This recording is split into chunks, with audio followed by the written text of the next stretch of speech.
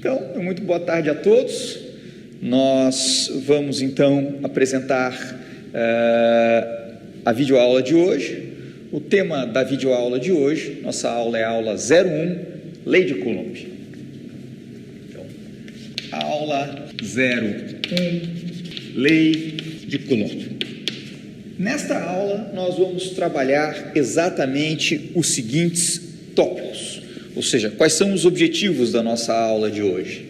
Primeiro objetivo, estabelecer a forma vetorial da lei de Coulomb. Próximo objetivo, conectar a lei de Coulomb com a terceira lei de Newton. Veremos que existe uma íntima conexão entre a lei de Coulomb e a terceira lei de Newton, a chamada lei da ação e reação. Depois, na sequência, a fim de compreender a lei de Coulomb num nível maior, nós vamos fazer um paralelo e uma comparação entre a lei de Coulomb e a lei da gravitação universal. E por fim, para fechar essa nossa primeira aula, nós vamos apresentar vários exemplos de aplicação da lei de Coulomb, a fim de ilustrar o que é a lei de Coulomb e como você aplica a lei de Coulomb em vários contextos físicos e entender como é que você usa, como é que você interpreta os resultados associados a ela, ok? Bom, então, para que nós possamos apresentar a lei de Coulomb, nós vamos assumir que o aluno já assistiu à videoaula 0. Na videoaula 0, o aluno aprendeu essencialmente duas coisas. Videoaula 0. O aluno está entrando nesta aula sabendo que, existem dois tipos de carga elétrica. Dois e apenas dois. O primeiro tipo, chamado historicamente de carga vítrea, é o que hoje nós identificamos como carga positiva. O segundo tipo de carga, historicamente denominada de carga resinosa, é o que se conhece como carga negativa.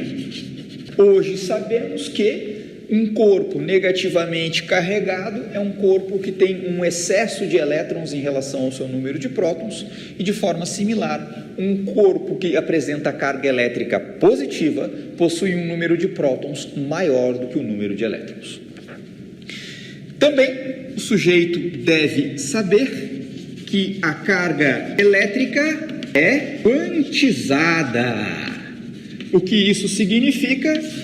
Que a carga elétrica, embora na escala usual na qual nós vivamos, pareça ser uma quantidade contínua, na verdade, toda a carga elétrica que nós encontramos em qualquer corpo, ela é um múltiplo de uma carga elétrica fundamental, a carga elétrica fundamental aqui denotado pela letra E, cujo módulo é aproximadamente 1,6 vezes 10 na menos 19 coulombs. Nós vamos falar sobre a unidade de carga elétrica no sistema internacional, o chamado coulomb daqui a pouco, mas o fundamental é que esta carga que aqui está é a carga do elétron, que é exatamente igual à carga do próton. Por isso que nós estamos botando aqui em módulo, e isso explica porque a grande maioria dos corpos que nós encontramos ao nosso redor, no nosso dia a dia, são eletricamente neutros. Esse assunto será trabalhado, ao longo do curso em vários outros contextos. O que nos interessa agora, então, é que nós partamos para a apresentação da lei de Coulomb. Bom, a lei de Coulomb, ela é, obviamente, fruto de um trabalho experimental. Na videoaula 0 se trabalhou justamente os aspectos históricos que levaram a essa descoberta, e para nós aqui, nosso objetivo inicial é estabelecer a lei de Coulomb do ponto de vista técnico. Então, nós vamos começar com a seguinte consideração. Em 1785, Charles Augustin Coulomb usou uma balança de torção e, ao realizar uma série de experimentos medindo a força de interação entre cargas elétricas, ele trabalhou essencialmente com cargas pontiformes. O que é uma carga pontiforme? É uma carga tão pequena que eu posso considerá-la como um ponto, portanto eu não preciso me preocupar com a estrutura, com o tamanho dela em relação às suas vizinhanças. O que o nosso querido Coulomb observou? Primeiro ponto importante: a lei de Coulomb trabalha com cargas pontiformes. Como o nome sugere, são cargas cujo tamanho será desprezível. Segundo ponto importante: essas cargas estão em repouso relativo. Ou seja, se eu tiver uma carga Q1 no espaço, eu localizo nas suas vizinhanças uma certa carga Q2, a posição da carga Q1 permanece fixa em relação à carga Q2 e vice-versa. Por que este detalhe é relevante? Observe que se nós fixarmos no nosso laboratório aqui duas cargas, nós temos que considerar o fato de que o movimento relativo entre elas é nulo. No entanto, nós estamos no planeta Terra. Portanto, nós estamos transladando e rotacionando em torno de algum referencial, por exemplo, em torno do Sol. No entanto, embora nós tenhamos essas características não inerciais, localmente nós vamos funcionar como um referencial inercial e, portanto, nós podemos invocar as 3 leis de Newton para justamente descrever, o movimento dessas cargas, se esse for o caso. Como é que nós vamos começar a trabalhar esse problema, essa situação? Primeira coisa, nós vamos considerar um referencial inercial S. Eixo X, eixo Y, eixo Z, origem do nosso sistema de coordenadas. Por favor, como nós vamos trabalhar essa situação? Nós vamos considerar uma carga Q1 ocupando uma posição descrita por um vetor R1 de coordenadas x1, y1, z1 e uma outra carga Q2 que ocupa uma posição descrita por um vetor R2 cujas coordenadas serão x2, y2 e z2. Por favor, aqui, por exemplo, está a nossa carga Q1. O vetor posição que localiza essa carga é este vetor R1, que parte da origem do sistema de coordenadas. E, em suas vizinhanças, existe uma certa carga Q2, que ocupa uma posição no espaço, que é descrita por esse vetor R2. Ok? Simples assim. A lei de Coulomb surge de observação experimental. E o que os experimentos realizados por Coulomb e corroborados por uma série de outros pesquisadores ao longo do tempo mostra? Primeiro ponto, então vamos lá. Experimentalmente, o sujeito não foi para uma caverna de Platão e imaginou que as cargas interagem dessa forma. As pessoas montaram aparatos e ao longo do tempo observaram que cargas de mesma natureza se repelem e cargas de naturezas diferentes se atraem.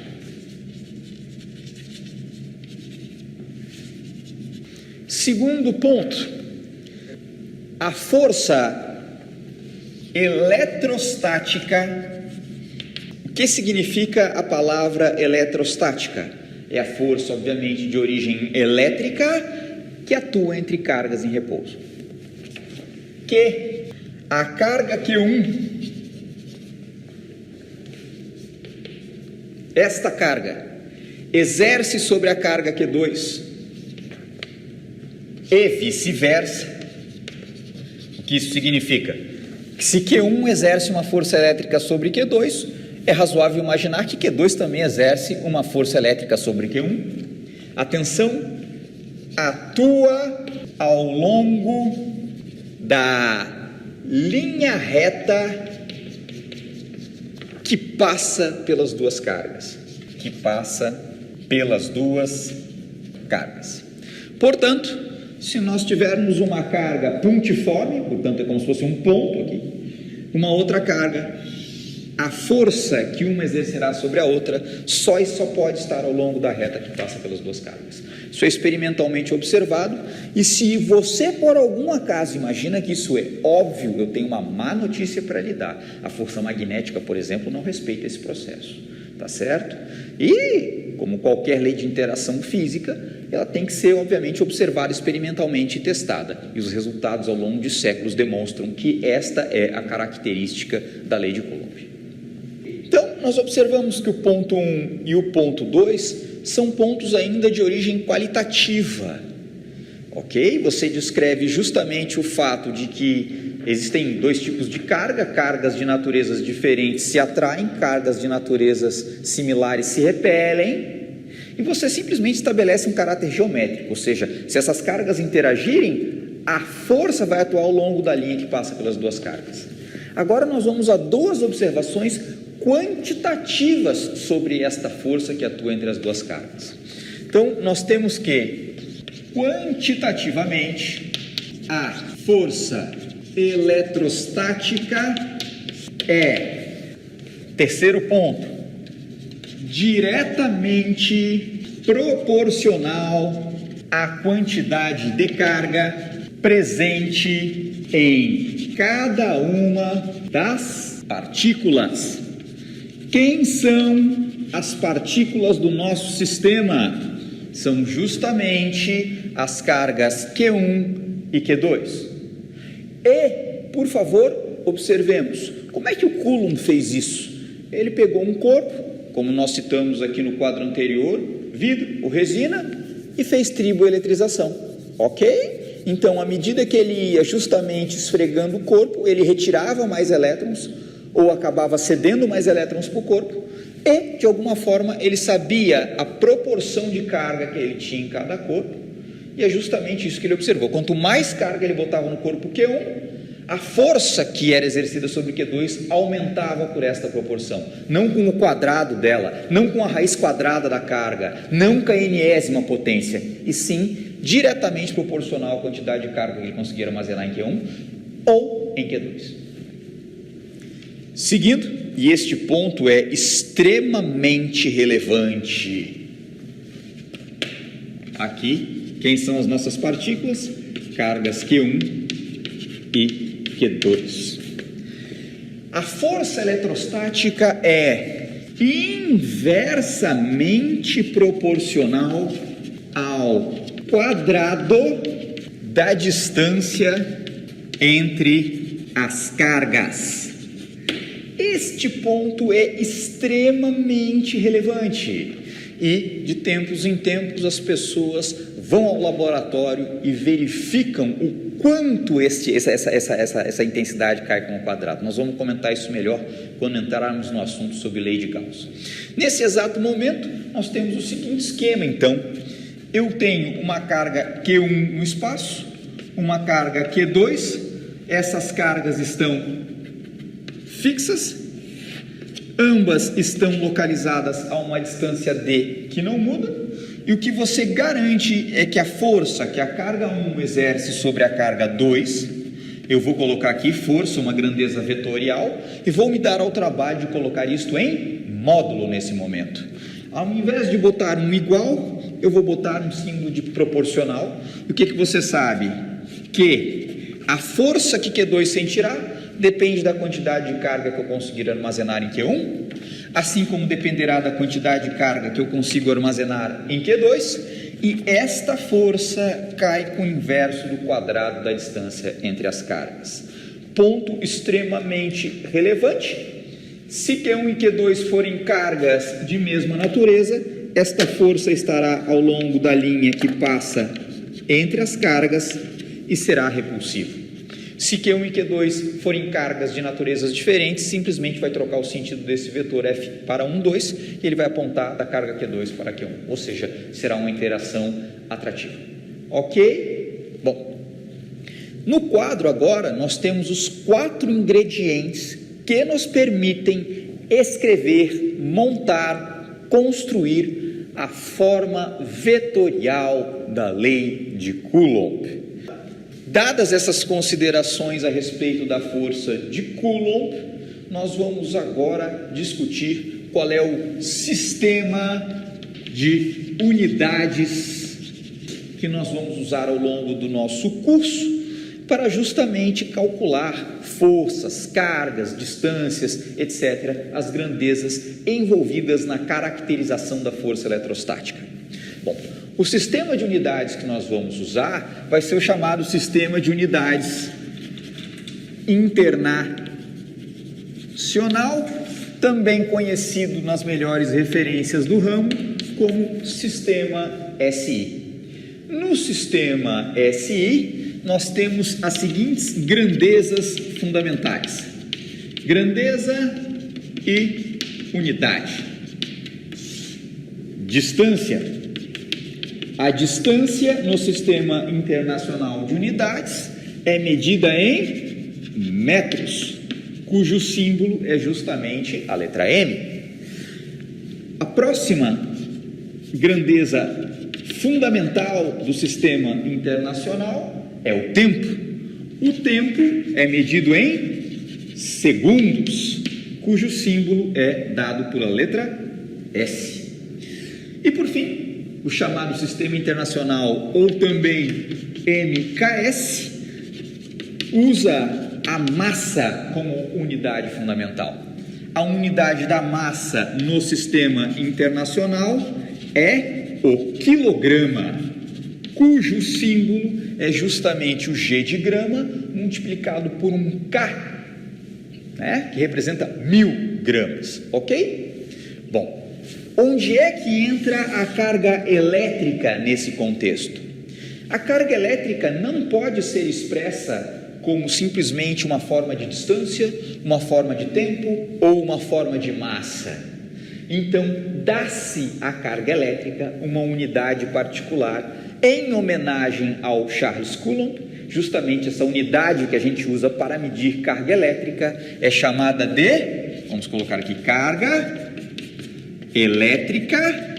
E carga elétrica no sistema internacional é medida em coulombs, cujo símbolo é uma letra C maiúscula. Quanto é um coulomb? Vamos guardar essa pergunta na cartolinha, na manga, porque nós vamos fazer justamente nos exemplos um caso em que nós vamos estimar o que é um coulomb de carga. O que nós vamos descobrir é, na média, as cargas com as quais nós nos deparamos nos sistemas físicos reais, na nossa escala usual, elas normalmente vão aparecer em microcoulombs, nanocoulombs ou milicoulombs. Ou seja, um coulomb é muita carga. Então, o que você pega, se você fizer aquele experimento típico do canudinho, por exemplo, de esfregar 2 canudinhos, é no máximo algo da ordem de 10 na menos 10 coulombs. Para o momento, eu vou deixar isso aqui simplesmente como um comentário e vou partir agora para outro nível de abstração, porque as unidades nas quais nós vamos trabalhar estão até certo ponto definidas, ok? Então, nós vamos justamente começar aqui com o nosso sistema de referência inercial. Por que nós invocamos um sistema de referência inercial? Porque então nós podemos usar a segunda lei de Newton quando uma dessas cargas se mover. Força igual a dp dt. Não vamos entrar nesse detalhe agora, mas vamos considerar justamente, tal como nós começamos aqui, uma carga Q1 que ocupa uma posição R1 do espaço e uma carga Q2 que ocupa uma posição R2 do espaço. Ok? Qual é o nosso objetivo? O nosso objetivo é escrever a forma vetorial da força que a carga 1 exerce sobre a carga 2.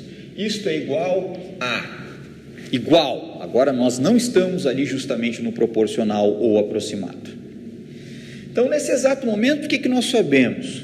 Que a força que a carga 1 exercerá sobre a carga 2 depende da quantidade, ou melhor, ela é diretamente proporcional à quantidade de carga que nós encontramos aqui na nossa carga 1, ou seja, ao excesso ou à falta de elétrons que existem naquele corpo.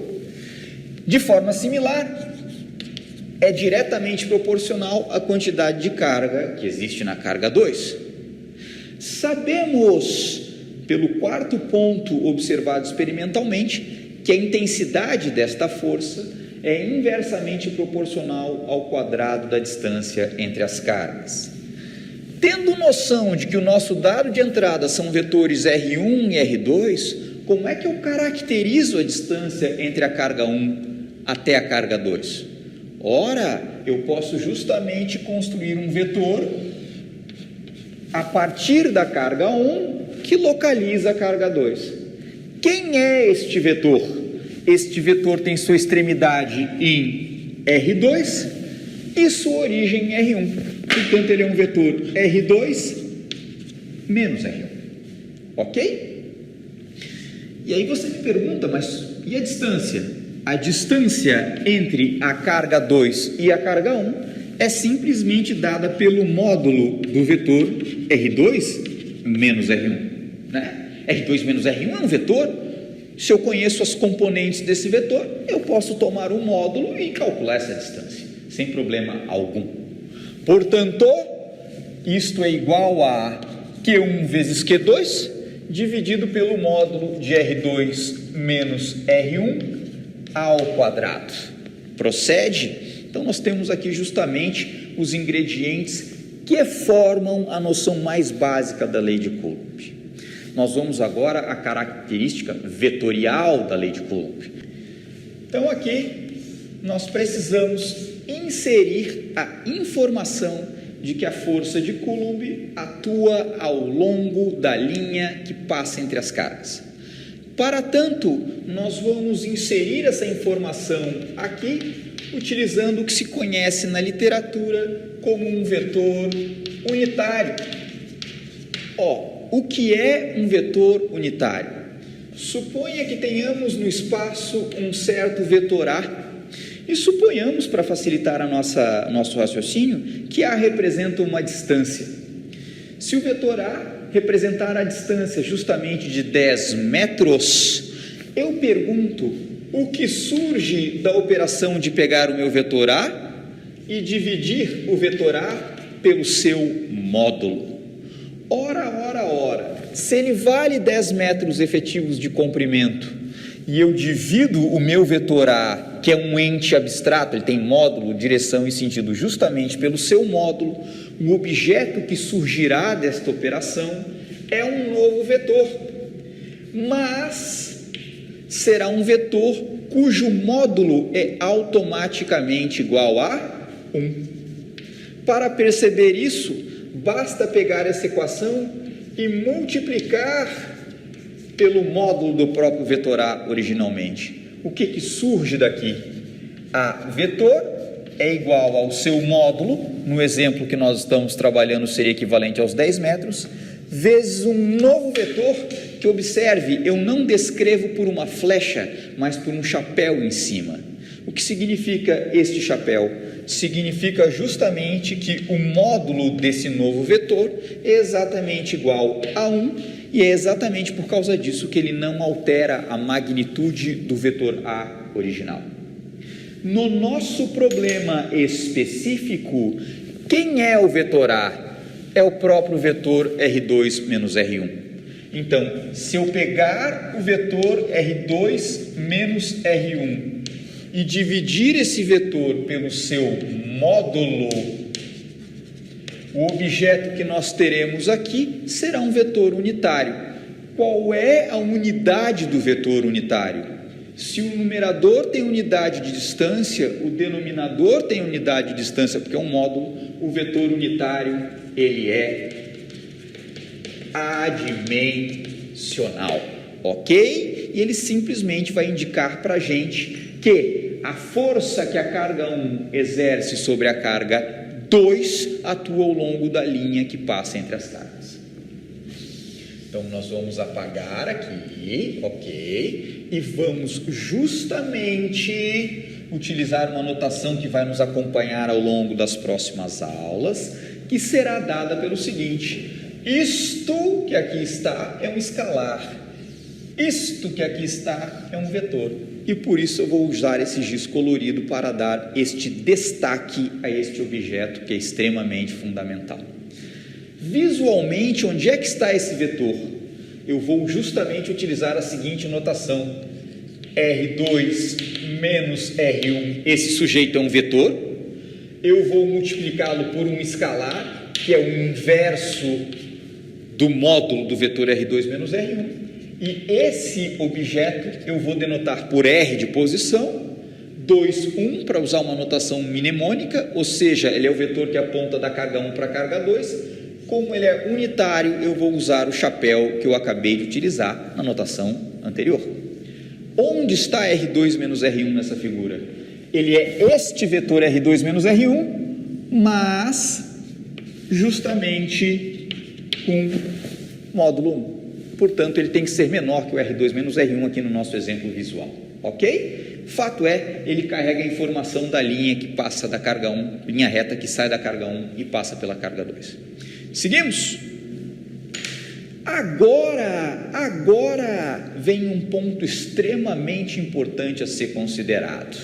Nós estamos justamente trabalhando a lei de interação entre cargas em repouso, e nós poderíamos imaginar que nós poderíamos estar fazendo esse experimento exatamente aqui, nessa sala de aula, nesse exato momento. Quando nós olhamos para essa expressão, nós temos todos os ingredientes experimentalmente observados pelo nosso querido Coulomb, com um detalhe relevante. Se nós fizéssemos esse experimento em sala de aula, estas cargas Q1 e Q2 estariam imersas em qual meio? Não é difícil imaginar que a resposta é a atmosfera terrestre. O que é feita a atmosfera terrestre? Se nós fizéssemos essa análise aqui, descobriríamos que tem nitrogênio, oxigênio, vapor de água, gases nobres, ok? Claramente, as cargas Q1 e Q2 nesta situação vão ter uma intensidade de interação totalmente diferente se nós esvaziássemos esta sala ou levássemos as cargas para uma câmara e preenchêssemos a região que existe entre as cargas e suas vizinhanças com um gás de densidade totalmente diferente, ok? Então, em algum sentido, a força que a carga 1 exercerá sobre a carga 2 depende do meio no qual as cargas Q1 e Q2 estão imersas. Onde vai esta informação? Esta informação vai exatamente nesse fator que é colocado aqui na frente, justamente do termo fundamental que forma a essência da lei de Coulomb. Sempre que a gente começa a estudar um dado problema físico, você vai trabalhar o problema de forma a simplificá-lo da melhor forma possível para manter somente o que é essencial numa primeira noção para compreender os fenômenos. Ora, claramente, se nós vamos considerar cargas imersas em meio material, como a própria atmosfera terrestre, ou uma cavidade no gelo, nós vamos ter que nos ocupar com a forma química, com uma influência química desse meio material. Para a gente eliminar esse fator justamente nessa primeira discussão, para começar a entender como cargas interagem, nós vamos assumir que o meio no qual essas cargas se encontram é o chamado vácuo. Se essas cargas estão no vácuo, não existe absolutamente nenhum tipo de influência do meio material que cerca essas cargas na força que você medirá justamente a carga Q1 exercendo sobre a carga Q2. Para representar este fato, nós vamos justamente eleger uma grandeza chamada epsilon. E epsilon é chamada de permissividade elétrica. Como o nome sugere, ela traduz o quão permissiva é justamente a interação elétrica. Agora, Dado que nós vamos trabalhar justamente no vácuo, nós agregamos a este epsilon um subíndice 0, e quando aparece epsilon 0, nós escrevemos aqui do vácuo. A permissividade elétrica do vácuo em unidades do sistema internacional vale 8,854 vezes 10 elevado a menos 12 coulombs quadrados por newtons metro quadrado. E aquele fator que aparece aqui na frente pode causar um pouco de estranheza no primeiro momento, é dado por 1 por 4π epsilon 0. Extremamente importante e relativamente razoável compreender isto. De onde vem esse fator 4π que está ali no denominador? Nesta aula, neste primeiro momento, eu peço a você que aceite este 4π como um termo que aparece ali para facilitar uma conta que será feita depois. Que conta é esta? Na teoria do eletromagnetismo básico, nós veremos que nós vamos evoluir da linguagem de força para a linguagem de campo elétrico. E quando nós falarmos em campo elétrico, nós vamos descobrir que uma grandeza fundamental na caracterização do campo elétrico é o fluxo, o quanto de campo elétrico atravessa uma superfície.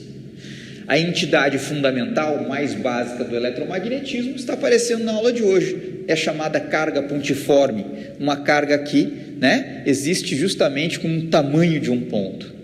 Se você considerar a área de uma casca esférica de raio R, esta área vale 4πr ao quadrado. Então, de forma grosseira, eu estou dizendo para você que a grandeza que aqui está aparecendo, não essa daqui exatamente, vai ser multiplicado por algo parecido com 4πr ao quadrado. Então, quando isso aparecer, eu vou estar calculando a quantidade de campo elétrico gerado por uma carga pontiforme no centro de uma esfera de raio R, eu vou descobrir quanto de carga elétrica, de campo elétrico, atravessa essa superfície. 4π do numerador vai cancelar com esse 4π do denominador. Nesse momento, eu estou igual ao boneco do posto, balançando os braços aqui na sua frente, mas dizendo que esse 4π aparece aqui por geometria. Então, nós acabamos de justamente construir a forma vetorial da lei de Coulomb. O que nós vamos fazer agora? Ora, se nós entendemos como funciona a construção da lei de Coulomb na sua forma vetorial, ou seja, a força que a carga 1 exerce sobre a carga 2, nós vamos agora nos propor o seguinte desafio. Qual é a força que a carga 2 exerce sobre a carga 1? É imediato começar raciocinando da seguinte forma. Nós vamos refazer exatamente o mesmo diagrama que ali está, mesmo sistema inercial. Aqui está a nossa carga Q1, aqui está a nossa carga Q2, aqui está o vetor R1, aqui está o vetor R2. Um diagrama ao lado do outro para que possamos fazer justamente essa comparação sem grandes dificuldades. Agora, eu quero construir a expressão que me dá a força que esta carga exerce sobre a carga Q1. Como ambas se encontram ainda no vácuo, o primeiro fator que vai aparecer ao lado direito da igualdade é o 1 por 4π epsilon 0. Observe que nós começamos escrevendo força que a carga 1 exerce sobre a carga 2 e o nosso numerador foi escrito Q1 vezes Q2. De forma similar, nós vamos considerar a quantidade de carga na carga 2 que justamente atua sobre a carga Q1. Então, Q2 vezes Q1. Ok? Também, tal como nós citamos aqui, se nós estamos observando a força que a carga 1 exerce sobre a carga 2, o que nós fizemos? Nós sentamos em cima da carga 1 e localizamos a carga 2. Se queremos saber qual é a força que a carga 2 exerce sobre a carga 1, nós vamos fixar nosso referencial em cima da carga 2 e vamos localizar a carga 1. Isto gera este vetor que agora nós estamos colocando aqui no quadro. Quem é este vetor? ele tem a sua extremidade em R1 e justamente a sua origem em R2. Por isso ele é R1 menos R2. Obviamente, tal como aconteceu no diagrama anterior, se esta força cai com o inverso do quadrado da distância, nós vamos agora tomar o módulo do vetor R1 menos R2 e elevá-lo ao quadrado. Também não é difícil observar justamente a seguinte situação. Para indicar que essa força atua ao longo da linha que passa entre estas cargas, nós vamos justamente pegar o nosso vetor R1 menos R2 e vamos dividir esse vetor por um escalar que é justamente o módulo de R1 menos R2. Se você entender os passos de construção da lei de Coulomb, e claramente esta é a situação que nós temos aqui, nós agora podemos chegar num resultado extremamente relevante dentro do contexto da eletrostática. Que resultado é este? Primeiro ponto, carga elétrica é uma grandeza escalar ou vetorial? Carga elétrica não aponta para nenhuma direção do espaço, portanto, carga elétrica é uma grandeza escalar. Essa grandeza ela pode ser positiva ou negativa, ponto que nós vamos comentar com mais detalhe agora na sequência dos acontecimentos. No entanto, se eu pegar um escalar Q1 multiplicar com um escalar Q2, isso vai dar o mesmo resultado que pegar o escalar Q2 e multiplicar pelo escalar Q1. Logo, Q1 vezes Q2 é exatamente igual a Q2 vezes Q1.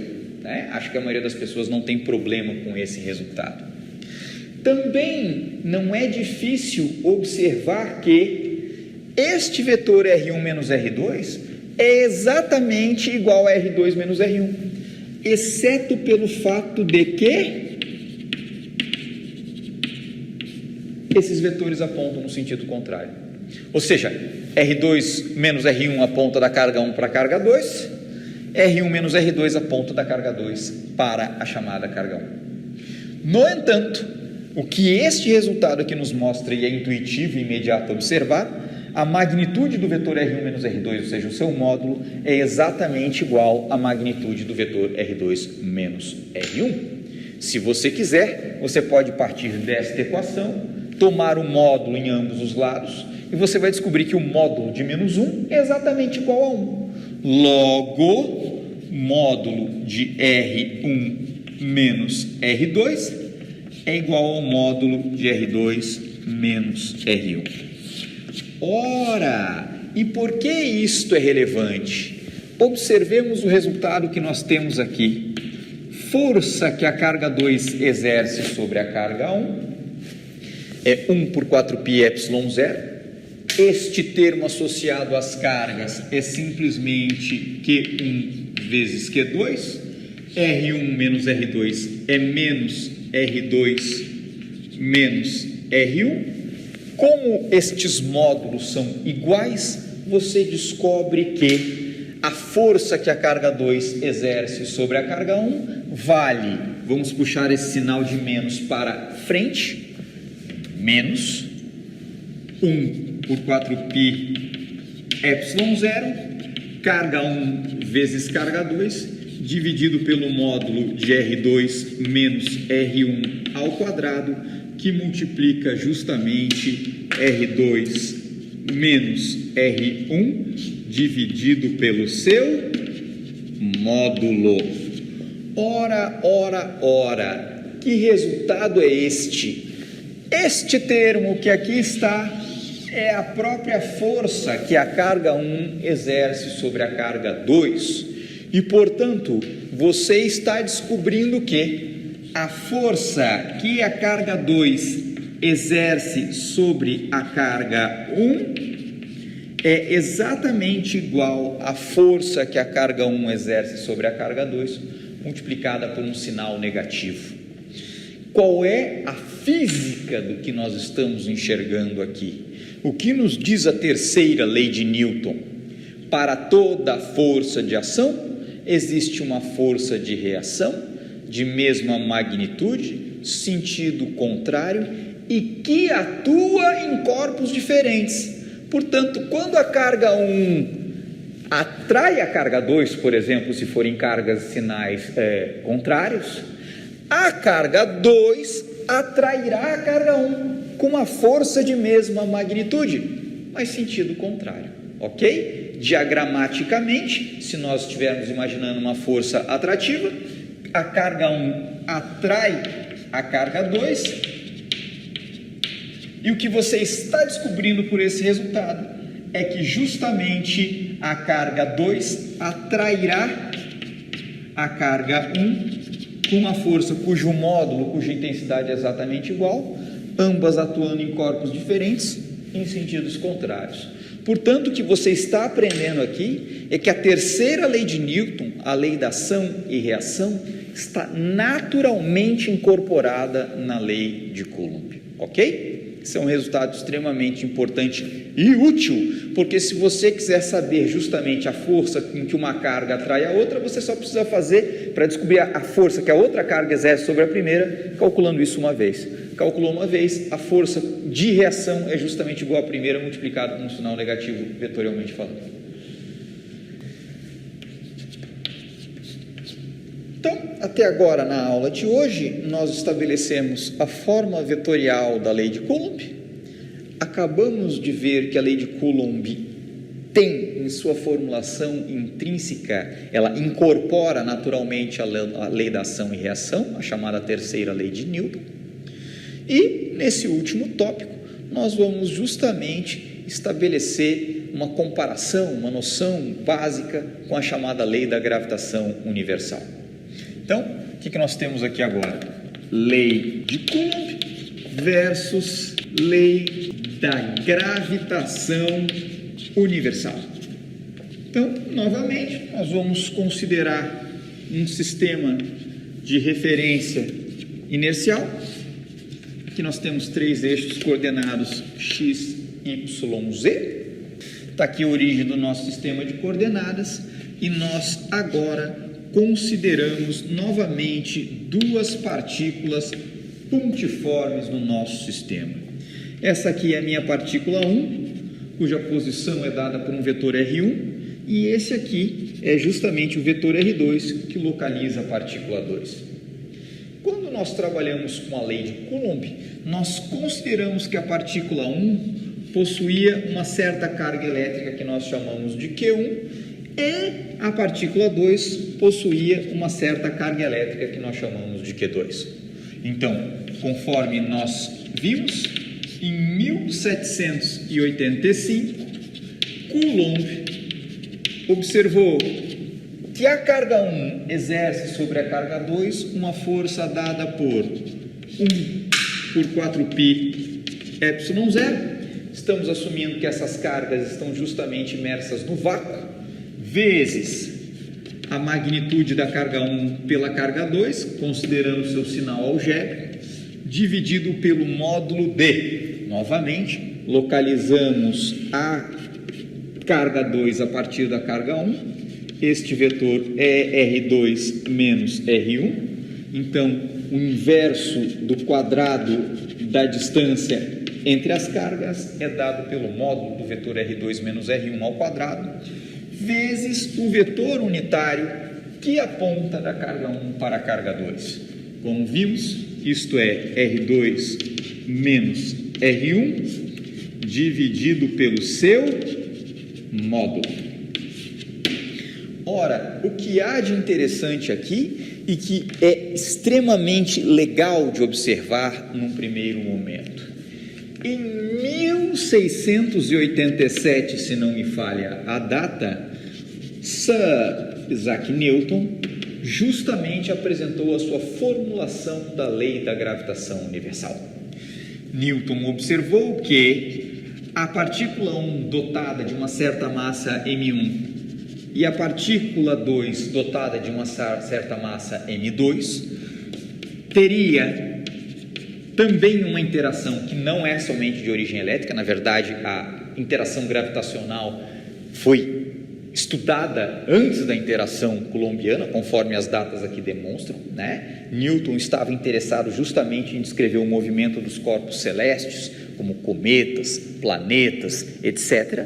E Newton observou que justamente esta força gravitacional que a partícula 1 exerce sobre a partícula 2, eu vou botar um rótulo E de elétrico e G de gravitacional, seria dada por G, a chamada constante da gravitação universal, massa 1 vezes massa 2, é que esta lei da gravitação universal, a interação gravitacional, também cairia com o inverso do quadrado da distância e também atua ao longo da linha que passa entre as partículas, ok? Por favor, observe a fantástica similaridade entre as formas da lei da gravitação universal e a chamada lei de Coulomb, com um detalhe extremamente relevante que nós vamos praticar nos exemplos que agora se seguem. A força coulombiana pode ser atrativa ou repulsiva. Como funciona isto? Estas cargas Q1 e Q2 que aqui estão podem entrar nesta equação como quantidades escalares positivas ou negativas. Então, o que nós temos aqui?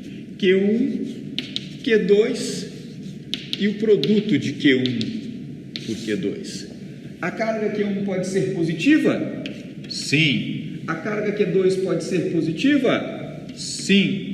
O produto de um escalar positivo por outro dá um número positivo. A carga Q1 pode ser negativa? Pode. A carga Q2 também pode ser negativa? Pode. O produto de dois escalares negativos me dá um outro escalar que é positivo. A carga Q1 pode ser positiva e a carga Q2 negativa. A carga Q1 pode ser negativa e a carga Q2 pode ser positiva. Neste caso, o produto de escalares e sinais contrários sempre me dará um escalar negativo. Conforme nós vimos no vídeo anterior, logo antes na sequência, R2 menos R1 é um vetor, e a partir deste vetor que aqui está, eu posso construir o seu respectivo versor, que se encontra aqui justamente nesse termo. Ora, ora, ora, o sentido no qual o vetor força elétrica que aparece ao lado esquerdo da igualdade apontará depende do fato desse escalar Q1 vezes Q2 ser positivo ou negativo. Observe que 1 por 4πε0 vai entrar aqui sempre como um fator positivo. O módulo de um vetor sempre será uma grandeza positiva definida e, portanto, quem vai dizer para você se a força que aparece ao lado esquerdo da igualdade é atrativa ou repulsiva é justamente esse fator associado ao produto entre as cargas. Portanto, quando Q1 e Q2 possuem exatamente sinais iguais, você tem uma interação de repulsão, enquanto se tiverem sinais contrários, uma interação de atração. No nosso diagrama, se Q1 e Q2 tiverem sinais iguais, este escalar que aqui aparece multiplica o vetor R2,1 e o vetor força apontará da carga 1 para a carga 2. Se eles tiverem sinais contrários, vai aparecer aqui um sinal de menos e o vetor força vai ter que apontar no sentido contrário ao desse versor, portanto você teria algo similar ou uma interação atrativa. Ok? Por que é importante observar isto? Enquanto carga elétrica pode ser positiva ou negativa, a massa de uma partícula é uma grandeza positivo definida. Ok? Como é que a gente diz isso?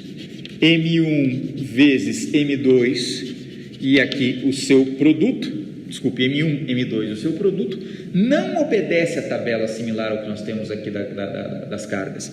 M1 é sempre positivo, M2 é sempre positivo e o produto entre esses termos, obviamente, tem que ser positivo. Observe que R2 menos R1 é o mesmo versor que lá está. E aqui você tem uma situação extremamente importante e que caracteriza a principal diferença entre a gravitação, ou a lei da gravitação universal, e a chamada lei de Coulomb. A interação gravitacional é sempre atrativa.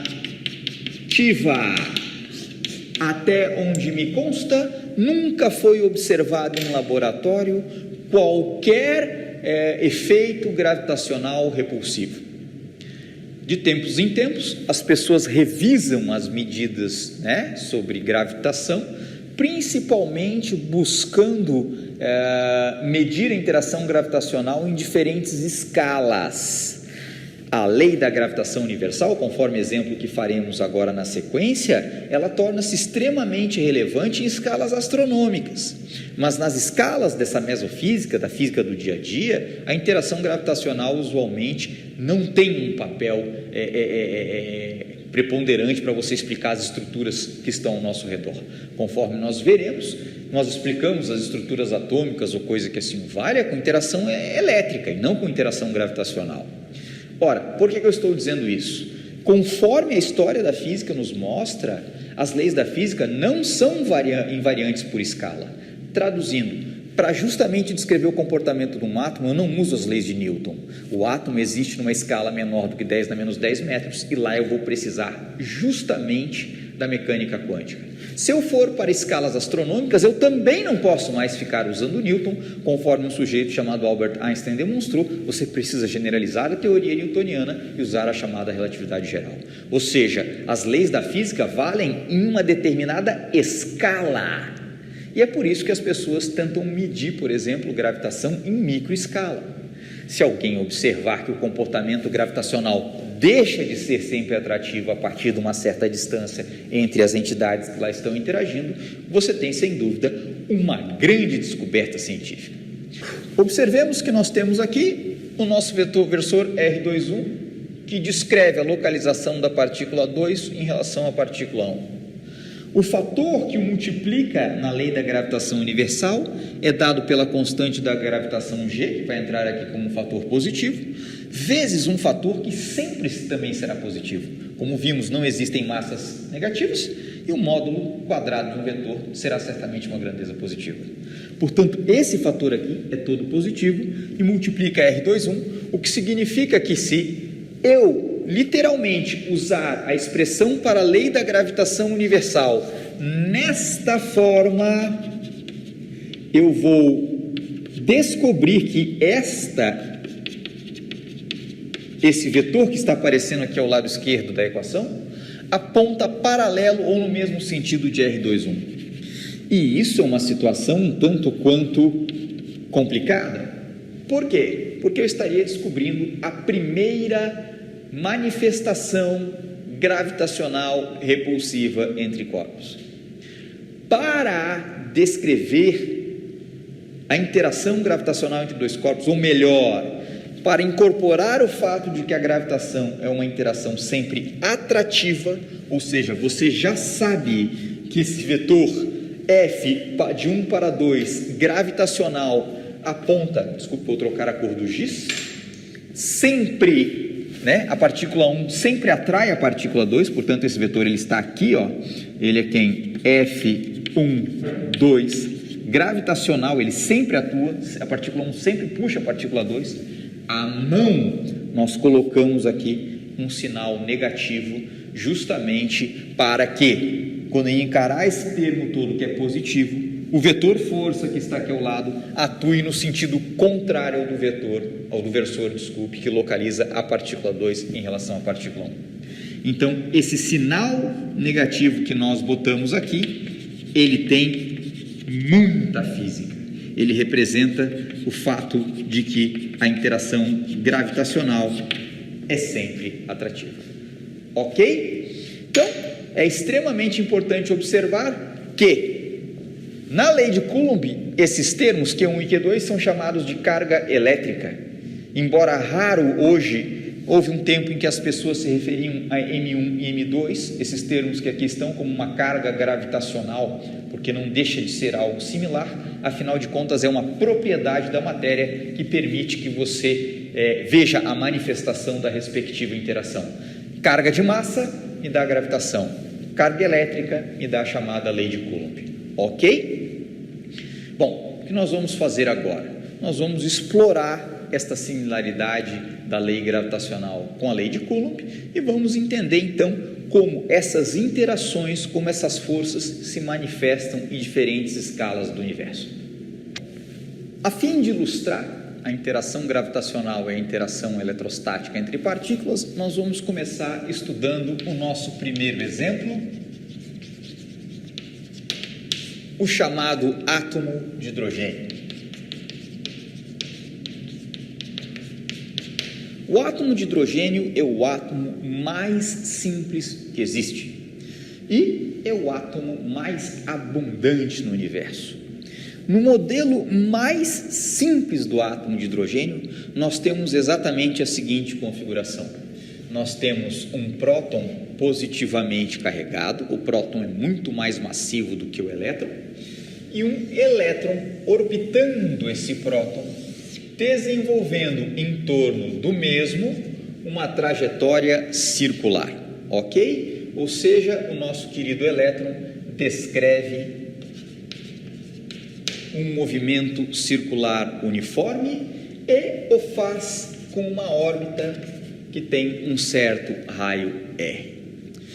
O que nós vamos fazer? Nós vamos calcular a força coulombiana que o próton exerce sobre o elétron, sob a noção física ou à luz da noção física de que a força centrípeta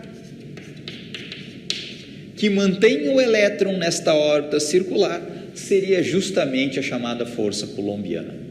E, em especial, eu não estou interessado na cinemática aqui do processo, isso vai para um curso de estrutura da matéria ou coisa que assim o valha. O que me interessa aqui é comparar a força eletrostática que o próton exerce sobre o elétron com a força gravitacional que o próton exerce sobre o elétron, ok? Simples assim. Então, para seguirmos em frente, eu convido os senhores a observar quais são os parâmetros físicos do sistema que nós temos aqui. Primeira coisa que eu vou observar é a carga do próton vale mais 1,6 vezes 10 na menos 19 coulombs, enquanto a carga do elétron vale menos 1,6 vezes 10 na menos 19 coulombs.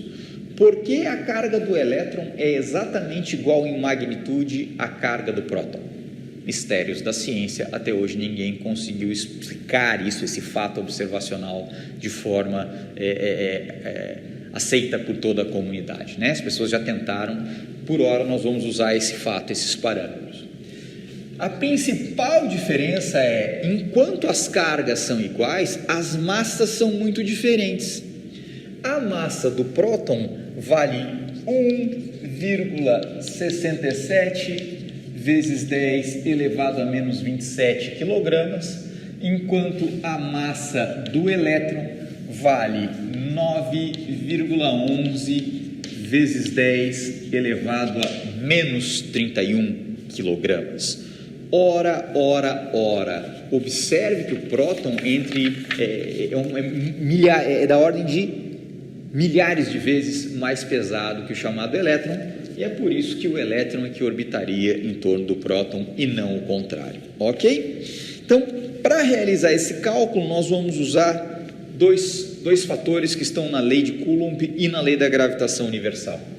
Conforme acabamos de ver, ε0 vale 8,854 vezes 10 elevado a menos 12 coulombs quadrados por Newton metro quadrado.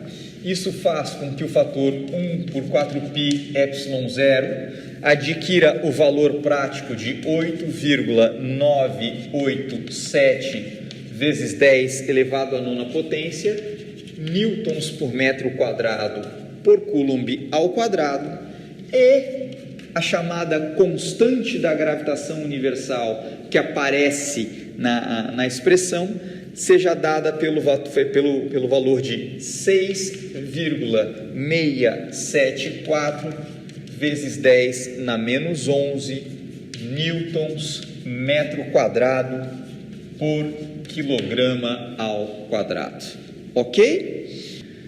Por fim, a distância média do próton em relação ao elétron, nesse modelo básico que nós estamos trabalhando aqui, essa distância vale 0,529 vezes 10 elevado a menos 10 metros, e ela é conhecida tecnicamente como raio de Bohr, que é o raio clássico que o elétron teria, justamente. Clássico não é uma expressão correta, desculpe, eu me equivoquei. Seria o raio, a distância que o elétron teria em relação ao próton, se você usar a teoria básica de Bohr para o átomo de hidrogênio. Bom, nós não vamos nos ocupar com isso nessa disciplina, isso é simplesmente um parâmetro que nós vamos utilizar. Então, nós vamos calcular essa força eletrostática. Aqui ao lado, portanto, nós temos as expressões da força de Coulomb e da força gravitacional, e, portanto, nós vamos começar calculando o módulo da força elétrica. O primeiro fator é 1 por 4π epsilon zero. Se você vai começar a praticar o cálculo de quantidades em eletrostática nesta aula, eu vou começar com dois conselhos simples. O primeiro deles é o mais importante. É extremamente comum os alunos errarem potências de 10. Nós veremos que, infelizmente, devido ao sistema internacional, as potências de 10 estarão lá e você tem que prestar muita atenção em como elas se cancelam, ok? E a segunda coisa, que é um erro que acontece usualmente, independente de você estar trabalhando no contexto eletrostático ou não, que é o balanço de unidades. Então, de saída, eu sempre aconselho, no primeiro momento, nós vamos fazer uma conta bem simples aqui, a trabalhar justamente escrevendo a expressão primeiro deste módulo, considerando as unidades e as potências de 10. Então, como fica isso? 1 por 4π epsilon zero é justamente 8,9, eu vou aproximar isso aqui para 9,0 vezes 10 elevado a nona newtons metro quadrado por Coulomb ao quadrado. Próximo termo, Q1 vezes Q2, carga do próton vezes carga do elétron, isso vai me dar 1,6 vezes 10 elevado a menos 19 coulombs ao quadrado. Por fim, tudo isso dividido pelo módulo quadrado da distância, isso corresponde a considerar esse raio R 0,529 vezes 10 elevado a menos 10 metros ao quadrado. Então, você tem a expressão básica e você simplesmente agora vai fazer duas coisas extremamente simples, mas relativamente úteis. A primeira delas, escrever os fatores numéricos. 9,0 vezes 1,6 ao quadrado dividido por 0,529 ao quadrado. Segundo fator, você vai se ocupar em escrever separadamente as potências de 10. 10 elevado a nona, 10 elevado a menos 19 ao quadrado, por 10 elevado a menos 10 ao quadrado. E por fim, você vai fazer o chamado balanço de unidades. O balanço de unidades você já pode fazer aqui em cima. Coulomb quadrado corta com esse Coulomb ao quadrado, metro quadrado com esse metro ao quadrado, sobra newtons e, portanto, você está com as unidades coerentes. Se você fizer essa conta, você vai descobrir que o módulo da força elétrica que o próton exerce sobre o elétron é 8,23 vezes 10 elevado a menos 8 newtons. Como eu costumo brincar com as pessoas, cite duas coisas na sua vida que valem 10 elevado a menos 8, O que é 10 na menos 8? Bom, não é exatamente um número muito trivial que faz parte da nossa vida. Em contrapartida, se a gente não tem uma ideia intuitiva deste valor, nós vamos agora justamente abrir as contas para descobrir quanto vale a força gravitacional que o próton exerce sobre o elétron. Agora, vamos calcular o módulo da força gravitacional. Isso é igual, se nós queremos o módulo, esse sinal negativo obviamente não entra na brincadeira, nós vamos focar nesse termo.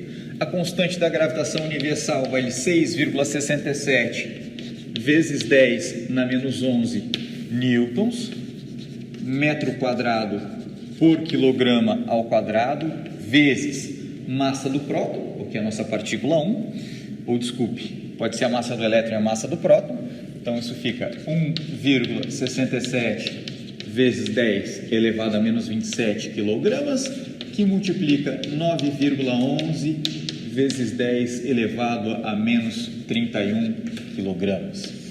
Tudo isso dividido por ponto 529 vezes 10 elevado a menos 10 metros ao quadrado. Se você seguir nesta conta, você vai descobrir que o módulo dessa força gravitacional vale 3,62 vezes 10 na menos 47 newtons. 3,62 vezes 10 na menos 47, esse número fatalmente ele é muito menor do que o módulo da força elétrica que nós acabamos de calcular, que nós já achávamos que era pequeno, da ordem de 10 na menos 8 newtons. O que esse exemplo nos mostra? Ele nos mostra de forma inequívoca que eu não explico a estrutura atômica utilizando a lei da gravitação universal. Ok? Se eu quiser entender como é que um átomo se mantém unido, essa estrutura, próton, elétron, eu não vou usar a lei da gravitação universal. Isso é certo e é um fato que é muito bem conhecido na física como um todo. Bom, como um segundo exemplo de comparação da lei da gravitação universal com a lei de Coulomb, nós vamos considerar o seguinte sistema, né? Nós vamos considerar o Sol, que é a nossa estrela básica, que está aqui na nossa vizinhança, e a estrela mais próxima que nós conhecemos do sistema solar, próxima Centauro, ok? Bom, o que há de interessante nesse sistema que nós estamos colocando aqui? As pessoas já se perguntaram se o universo é uma grandeza, se é uma entidade eletricamente neutra. Em especial, eu aconselho a leitura do seguinte artigo: The Electrically Polarized Universe. Esse é um artigo cujos autores são John Bailey e Edward Harrison. Esse artigo está justamente publicado no periódico The Astrophysical Journal, justamente volume 220, página 743, 1978, o ano de publicação. Bom, esse artigo é interessantíssimo porque os autores investigam, se você considerar a estrutura, por exemplo, de uma estrela, como acontecerá a segregação de carga entre cargas positivas e negativas. Pensemos, a massa do próton é muito maior que a massa do elétron. E como nós sabemos da própria experiência cotidiana, tudo que tem mais massa, tudo que é mais pesado vai para o fundo. Assim, uma estrela concentraria, à medida que evolui, carga positiva em seu centro e a sua periferia seria dominada justamente por cargas negativas, que são justamente cargas como o elétron, e com o tempo essas cargas seriam obviamente levadas, né? Seriam arrancadas da estrela e populariam então o meio interestelar e assim por diante. O principal resultado que estes pesquisadores tiram nesse artigo é que estrelas, galáxias, aglomerados de galáxias, essas entidades de forma geral apresentariam uma carga efetiva dada por 100 coulombs por unidade de massa solar multiplicada por unidade pela massa da estrela que eu estiver considerando. Ok? Então nós vamos usar essa expressão, esse resultado desse artigo desses pesquisadores para inferir, se o Sol ficar positivamente carregado, qual é a força elétrica que existe entre o Sol e Próxima Centauri, comparada com a força gravitacional entre Sol e Próxima Centauri. Então nós vamos precisar dos seguintes dados para fazer essa comparação. Primeiro, a massa do Sol vale 1,98 vezes 10 elevado a 30 quilogramas. Ok? A distância entre o Sol e Próxima Centauri vale 4,22 anos-luz, e isto é 4,0 vezes 10 elevado a 13 quilômetros. Sempre que a gente vai para unidades astronômicas, as coisas ganham dimensões relativamente grandes. A massa de Próxima Centauri é 0,12 vezes a massa do Sol, ou seja, ela tem 12% da massa do Sol, o que nos permite, por esta expressão que nós temos aqui, observar que a carga de Próxima Centauri será 100 coulombs, multiplicado, ou melhor, por massa solar. Se a massa de Próxima Centauri é 0,12 vezes a massa do Sol, isso nos leva a concluir que a carga de Próxima Centauri será 12 coulombs. Nós ainda não vimos em detalhe quanto vale um coulomb, mas faremos isso na sequência dos acontecimentos. Se você usar esses dados, você vai descobrir que a força elétrica entre o Sol e Próxima Centauri será aproximadamente 9,0 vezes 10 elevado a nona newtons metro quadrado por coulomb ao quadrado vezes 100 coulombs, porque justamente a carga do Sol tem que ser 100 coulombs pela massa do Sol vezes a própria massa do Sol, portanto 100 coulombs, vezes 12 coulombs de Próxima Centauri, dividido pela distância de 4,0 vezes 10 elevado a 13, vezes 10 elevado ao cubo metros. Atenção para esse detalhe, porque a distância foi dada em quilômetros. Se você fizer essa conta, vai descobrir que a força elétrica que o Sol exerce sobre o Próxima Centauri vale 6,75 vezes 10 elevado a menos 21 newtons. Enquanto a respectiva força gravitacional vale 6,67 vezes 10 elevado a menos 11 newtons metro quadrado por quilograma ao quadrado. A massa do Sol, 2,0 vezes 10 elevado a 30 quilogramas.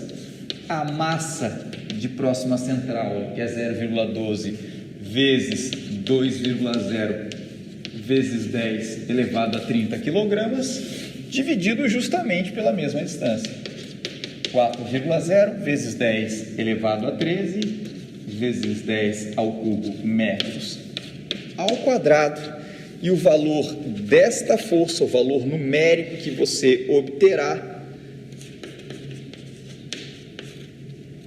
vale aproximadamente 2,0 vezes 10 elevado a 16 newtons. Ora, 10 elevado a 16 newtons é fatalmente muito maior do que o módulo da força elétrica que nós acabamos de obter, da ordem de 10 na menos 21 newtons. Qual é a conclusão que nós tiramos ao realizar exatamente este cálculo? Concluímos que, para poder explicar estruturas como o sistema solar, galáxias e coisas que assim o valem, a interação elétrica normalmente não será a interação dominante. Ou, em outras palavras, a hora que eu saio da escala de planeta, é a interação gravitacional que passa a dominar. É o efeito da massa e não da carga elétrica que passa a dominar. Obrigado.